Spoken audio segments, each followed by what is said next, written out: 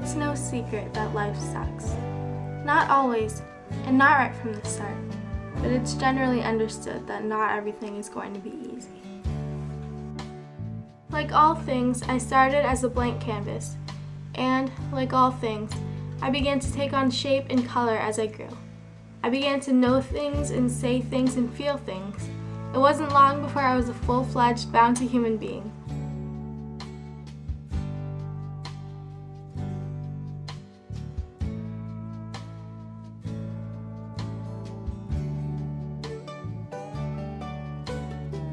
But there will inevitably be darker colors.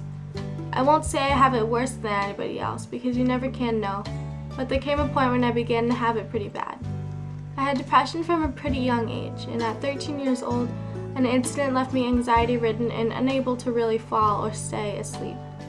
True, there was social drama and the looming awfulness of school, but at the end of the day, my issues were with myself. Now, I'm only 15. Just because things are bad now doesn't mean they won't change.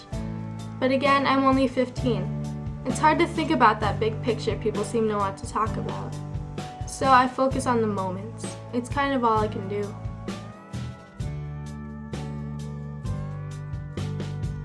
One of my moments came just recently, when I was on an airplane for the first time in a long time. Boarding, finding a spot. Of course there were people all around, and noise, so my anxiety started to do its thing. I got to my seat quickly and sat on my shaking hands, but my breathing only intensified as the plane started to move. Looked like this was going to be a long flight. But something happened. At a couple hundred feet up, I started to experience something I hadn't felt in a long, long time. Calm. Turned towards the window with my feet curled up beneath me, I was able to completely tune out the atmosphere of the plane and the noise of the engine, and focus on the breathtaking view beneath me and all around. The world was a museum model. Houses became less than Legos, and the trees were broccoli, only 20 times smaller. There was no texture and no noise, no conflict and no unrest. Space and even life morphed into something pretty, something that didn't have to be thought about. It was the cars in particular that really got me. Just big enough for me to make out their color, they followed one another up and down those strips of licorice that I could only assume were roads. There was no traffic noise, no screeching of brakes or horns. There were no red lights or collisions or drivers with road rage. From where I sat, there existed only steady, fluid movement. Watching those little specks, I realized that there must be people inside, pushing down the gas and steering. As implausible as it was, I forced myself to believe that inside those cars were real people, as real as me. Each person inside each of those tiny little cars has a life and a routine and frustrations just like me. Each person inside each of those tiny little cars has fears and hopes and dreams, or maybe nightmares, just like me. I sat back in that scratchy airplane seat and thought about those people, smaller than the middle of my fingerprint. By now, we were even higher up and I could make out less and less of the world I knew, but more and more of the world that really exists. And that world is huge.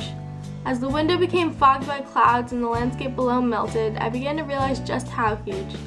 I began to realize just how huge the world is and just how small I am. I guess I knew that, but the number 7 billion really does blow your mind if you try to think of all those people as people. And I am no more significant than any one of them. The landscape disappeared altogether and I became happily lost in the bright, bright clouds. Although it had been weeks since I really slept, I remembered how it feels to be truly awake.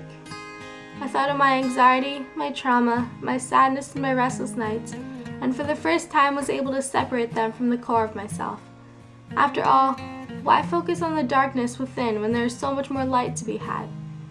Why focus on the black when every color imaginable is spread out right in front of you? I didn't become a magical ray of sunshine. I didn't get miraculously better.